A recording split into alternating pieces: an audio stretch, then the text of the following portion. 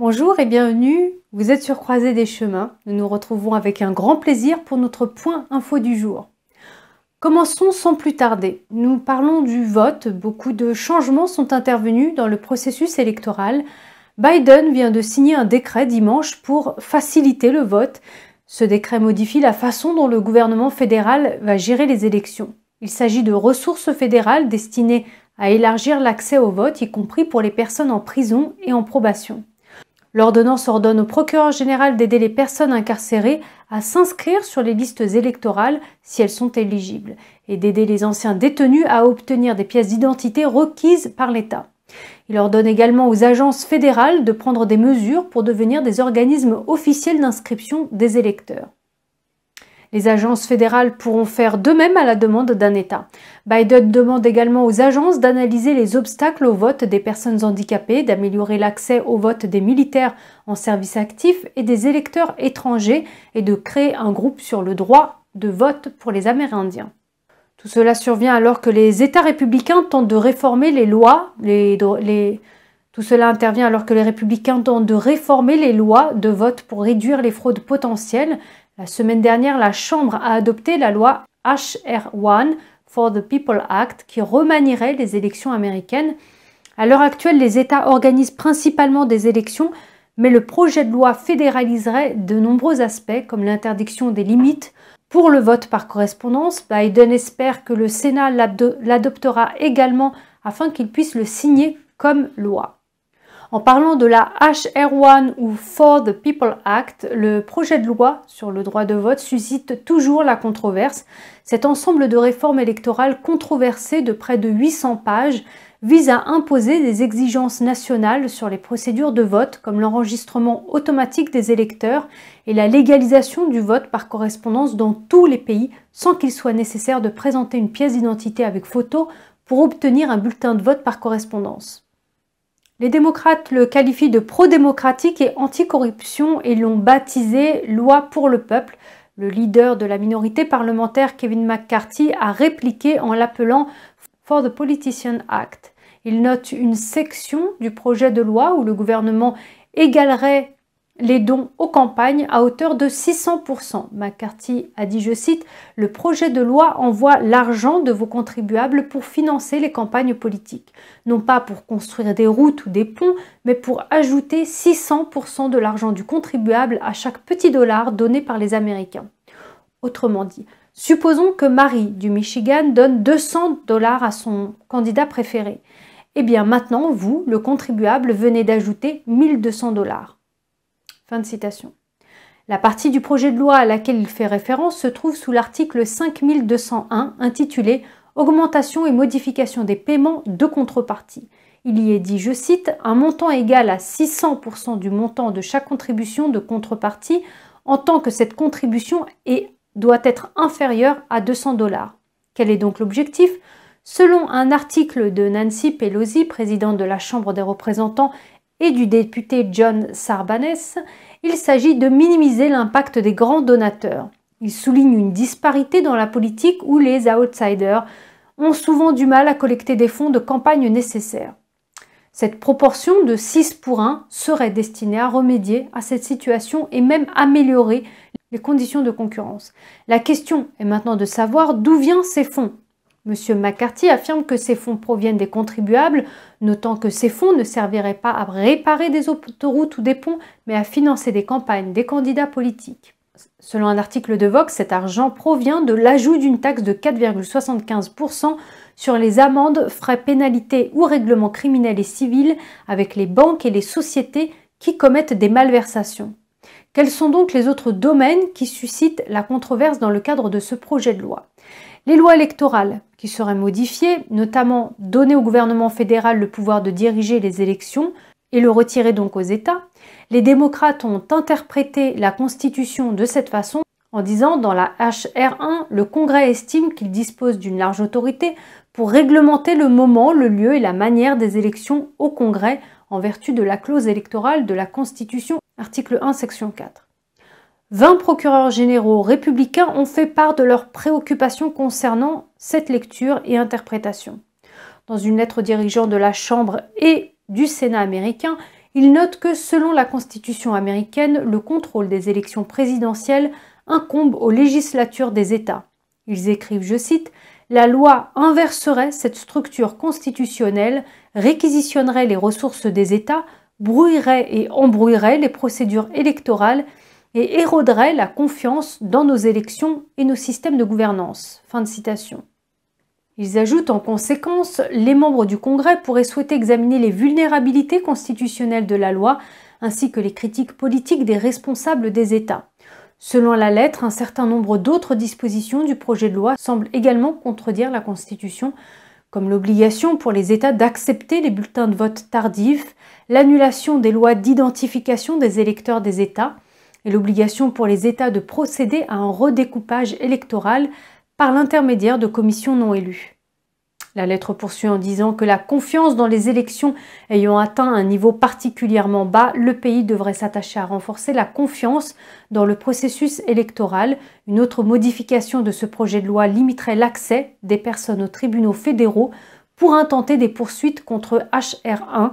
Toute poursuite contestant la constitutionnalité de HR1 ne pourrait être intentée que devant un tribunal du district de Columbia. En outre, toutes les parties souhaitant intenter une action seraient tenues de déposer des documents communs ou être représentées par un seul avocat lors des plaidoiries. Cette loi rétablirait également le Voting Rights Act. Tout État souhaitant modifier les règles de vote devrait d'abord obtenir l'approbation du gouvernement fédéral.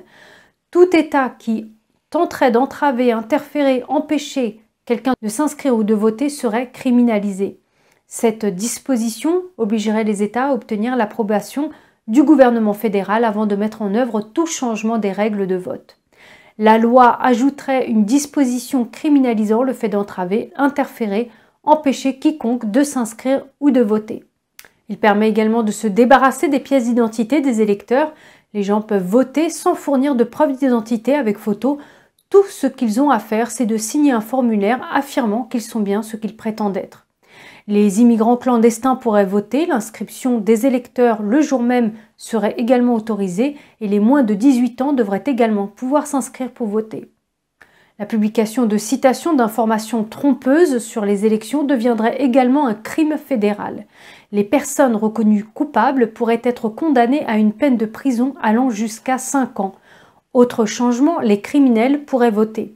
En vertu de la loi sur la restauration de la démocratie, les États dont les prisons n'enregistrent pas les anciens détenus pour voter reçoivent moins de fonds fédéraux. D'autres changements incluent l'obligation de vote anticipé, la légalisation du vote par correspondance sans pièce d'identité avec photo dans tout le pays, la promotion de la collecte des bulletins de vote, l'obligation pour les États d'accepter les bulletins de vote 10 jours après le jour du scrutin, l'interdiction pour les fonctionnaires des États de faire campagne lors des élections fédérales, l'obligation d'avoir des coordinateurs de vote sur les campus dans les établissements d'enseignement supérieur, l'octroi d'un financement plus important aux collèges et universités qui embauchent un fonctionnaire dont le travail consisterait à informer les étudiants sur les élections et les encouragerait à s'inscrire. Cette loi exige des États qu'ils disposent d'urnes pour les électeurs absents pendant 45 jours au cours d'une élection, exigeant le vote sur le trottoir. Un autre changement serait l'intégration de la loi Disclose des démocrates qui impose la divulgation aux entreprises. Les démocrates disent que cela est nécessaire pour faire la lumière sur la corruption, mais les républicains disent que cela viole la liberté d'expression. Cela permettrait aux politiciens d'utiliser les fonds de campagne pour leur usage personnel dans le cadre du Help American Run Act. Le Sénat doit voter cette semaine. Passons à présent à l'organisation conservatrice à but non lucratif Heritage Action for America. Selon Fox News, cette organisation va dépenser 10 millions de dollars pour lancer une campagne visant à renforcer l'intégrité des élections. La campagne couvrirait l'Arizona, la Floride, la Géorgie, l'Iowa, le Michigan, le Nevada, le Texas et le Wisconsin. Selon Heritage Action, l'objectif final de HR1 est clair, inscrire dans la loi des pratiques électorales douteuses qui permettent et encouragent des comportements frauduleux tels que la collecte des bulletins de vote, les fausses inscriptions sur les listes électorales, le double vote et le vote inéligible.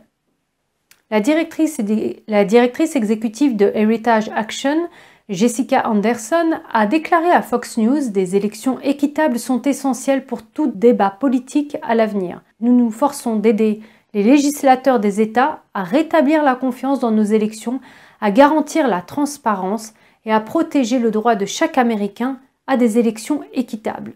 C'est notre priorité numéro 1 et nous sommes déterminés à faire tout ce qui est nécessaire. Sur le site internet de l'association Heritage Action, cherche à transformer les idées conservatrices en réalité au Capitole. Comment y parviennent-ils? L'organisation affirme qu'elle tient les législateurs responsables de leurs promesses et essaie de les faire avancer selon les principes conservateurs de libre entreprise, de gouvernement limité, de liberté individuelle, de valeurs américaines traditionnelles et de défense nationale forte.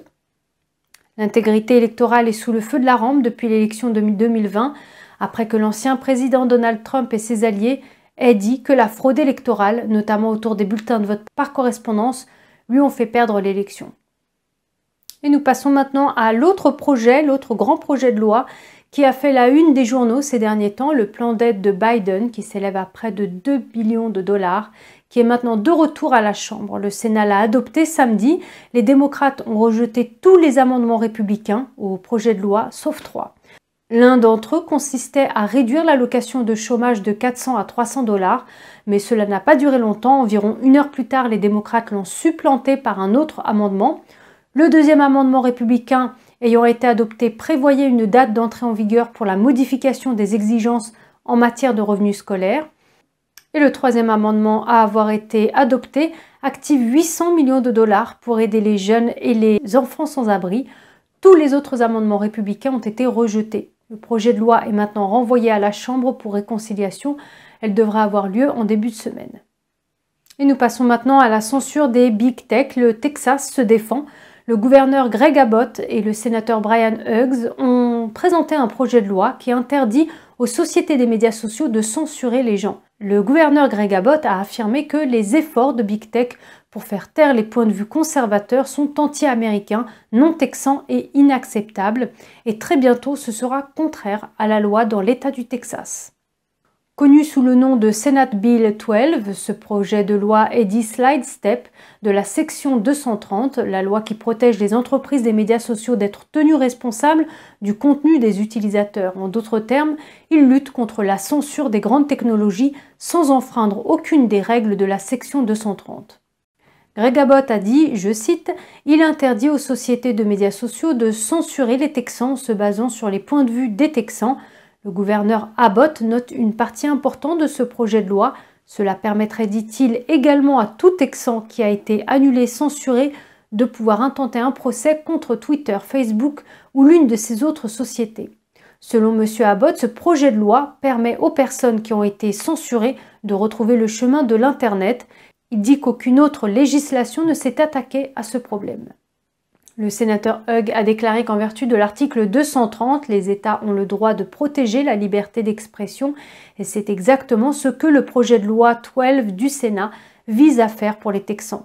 L'effort législatif du Texas pour limiter le pouvoir de la Big Tech fait suite à une démarche similaire en Floride où le gouverneur Ron DeSantis a annoncé son soutien à un projet de loi qui vise à donner aux utilisateurs un plus grand contrôle sur leurs données. La législation proposée exigerait que les entreprises technologiques expliquent en détail aux utilisateurs quelles sont exactement les informations collectées et permettrait finalement aux utilisateurs de décider quel type d'information peut être collectée ou vendue à des annonceurs pour un profit. Voilà, Croisée des chemins, c'est fini pour aujourd'hui. Merci d'avoir été à l'écoute. Prenez soin de vous et pour ma part, je vous dis à demain. Au revoir.